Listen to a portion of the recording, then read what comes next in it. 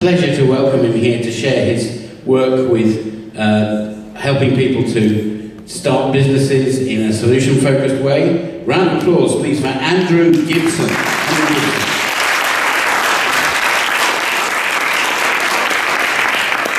Thank you, Mark. Thank you, everybody. Now, I'd like to welcome you, because believe it or not, for the next couple of minutes, you are not actually part of this wonderful SOL conference. You are here to help somebody. I have a client that I'm working with, and they need your input. And I'd like you all to spend a little bit of time, to be honest, exactly 1 minute, so that I can stick to the time allotted for this talk, helping them.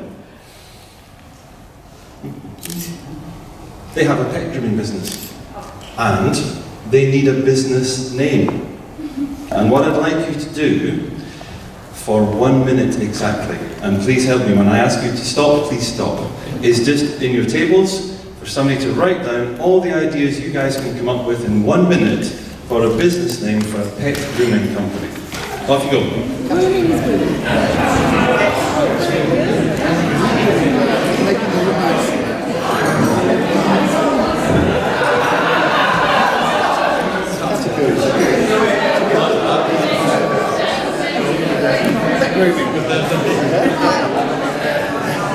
I don't think you'll get 50 grand for that.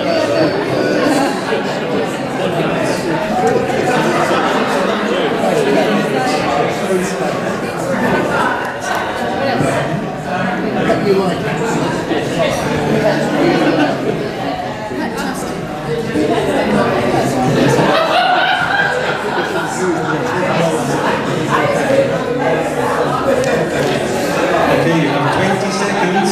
20 seconds.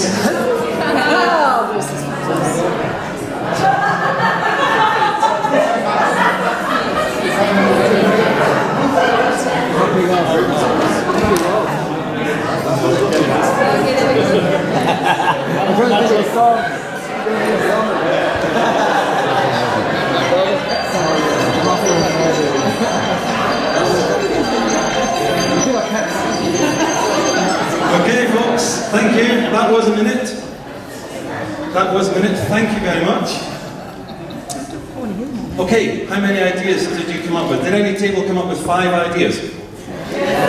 Okay, 10 ideas. 20 ideas.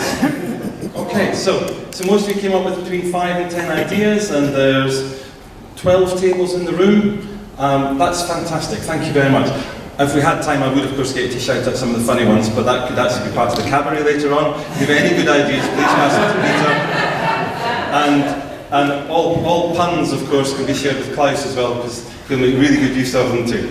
The whole idea of this is that we are here to help people start businesses through SF coaching. And one of the ways of doing that is, of course, to access resources. And if you're trying to help people start businesses in communities, isn't it wonderful if you can access the resources in the community? You guys are all a resource. One coach and one client thinking of names for their dog grooming business or their pet grooming business is not going to come up with 80, 90, 100 different names. And that's part of the process. And I just wanted you to taste it, because it's actually one of the fun parts of the project, is getting people together to help clients. It's based on BizFizz, which is something some of you may have heard of. BizFizz was started by the New Economic Foundation and the Civic Trust in 2001. They ran 34 projects across the UK, ranging from Hastings up to Port Glasgow. Ewan and I were both lucky enough to be BizFizz coaches. Ewan, give everybody a wave. And we are now working on these ourselves, trying to bring these projects to parts of the country that need them. So I'm going to tell you about these today. We've called it enterprise coaching, and the key to this is that we're focusing on areas of really high need. We're focusing on areas where there's high need for healthcare, high levels of welfare requirement, perhaps lots of people on unemployment benefit. We're looking at people who have very little.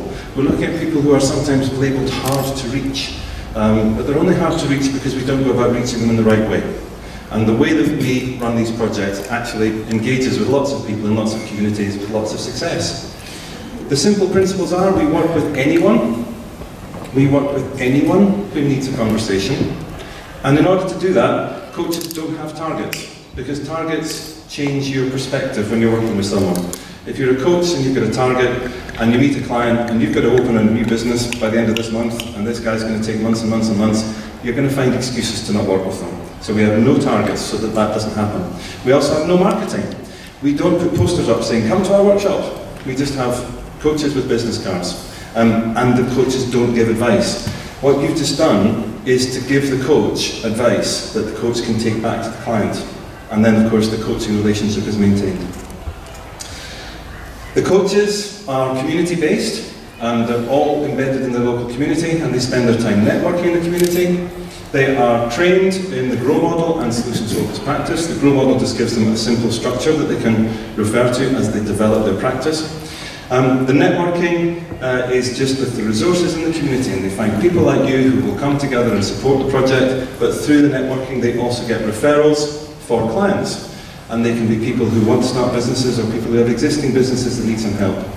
Having access to resources in the community means we can have a pure coaching conversation. The coaches never have to give advice because they can go to the community whenever advice is needed. And of course, if the coach has a good idea, they can just slide that into the advice that comes back from the community panel and take that back to the client. The client then gets to choose the advice that they want to act on, and the coaching relationship is maintained as a pure coaching relationship, which is a really special thing in the project. So, what are the results? Well, I've got some headlines for you. If you talk about new business survival rates, in the UK certainly, you often hear figures bandied about that only 1 in 10 businesses survive after 12 months, etc., etc., etc. The survival rate typically after 12 months for businesses that have been helped with this model.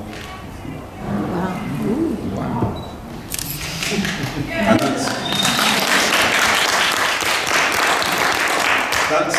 that's the BizFizz statistic. That's the statistic for the 34 projects that BizFizz ran. My own project, it was 90%. It worked. I had the stats, I worked them all out, and hey, guess what? It was what they told me it would be.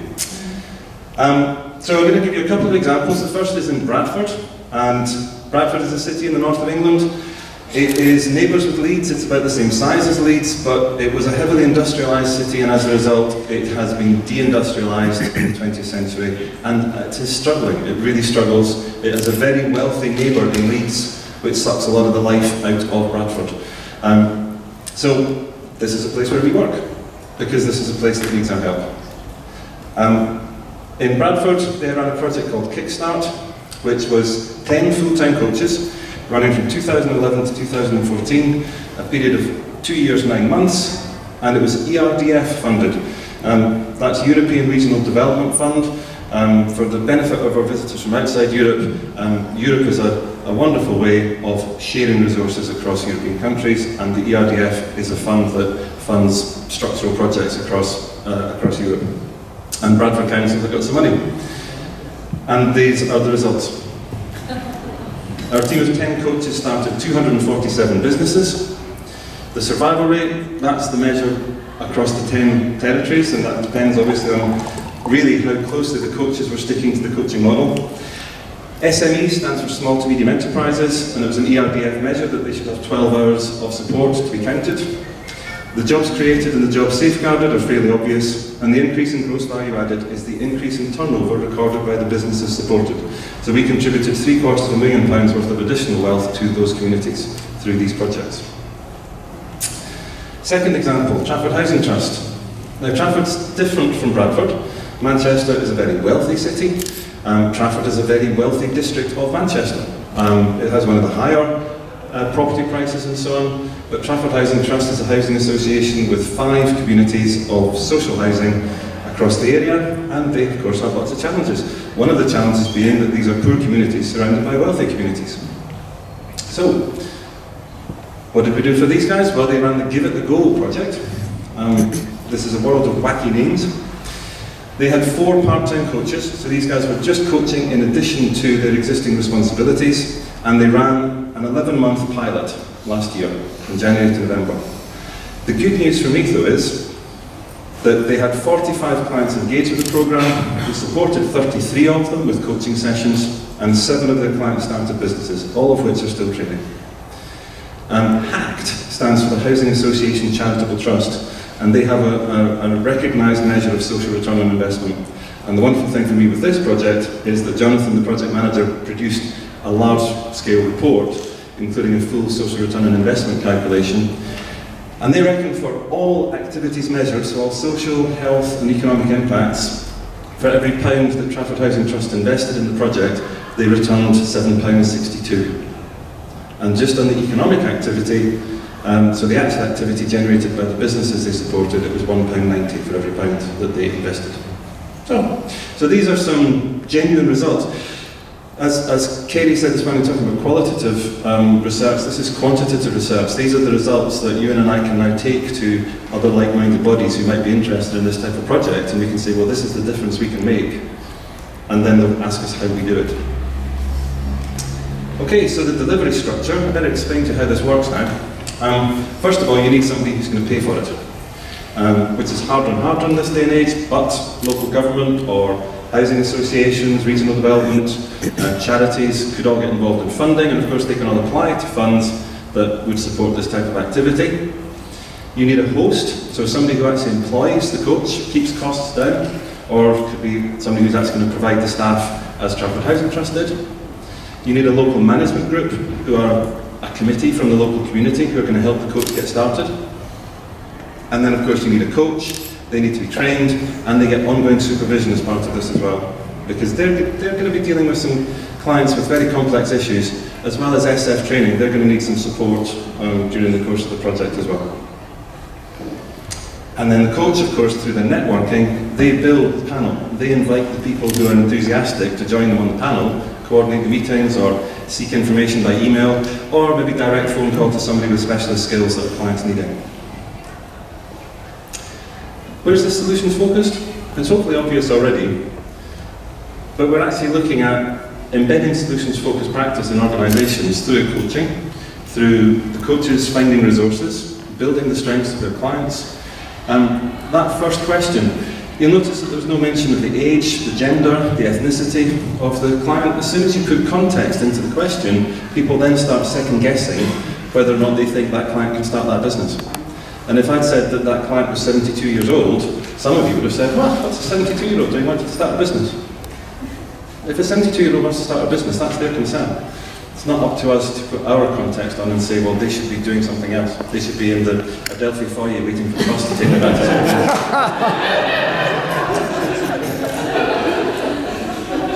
school. It's all about, at the end of the day, it's all about building capability. And of course, cutting right through it is the fact that we've got a structure that maintains a pure coaching model at all stages. And one lovely little thing is that Trafford Housing Trust recruited for a project enabler, and the number one criterion of the job description was, this person must be trained in solutions-focused practice. Unfortunately, I haven't got a copy of that job description yet, but I'm working on it. And of course, the huge difference in the community is that the wealth that's created is created in the community and spent in the community. New businesses created in the community create new jobs. What do local people do? They tend to employ local people. They tend to employ the friends and family of local people, of the neighbours, of their friends. So the wealth is created at the bottom of the economic pile. And by spending it locally, it's spent with other local businesses, who then of course go on to create jobs. And who do they employ? They employ local people. You see where this is going? This is where the social return on investment is so massive for these projects. So, what's our goal? Well, there's just two of us at the moment, but we have one planet. For now. So far. And you and I have set ourselves a little challenge. We would like to see an enterprise coach in every community that needs one by the year 2020. Okay? So that's our vision, and that's what we're trying to do. And thank you very much for listening to my presentation.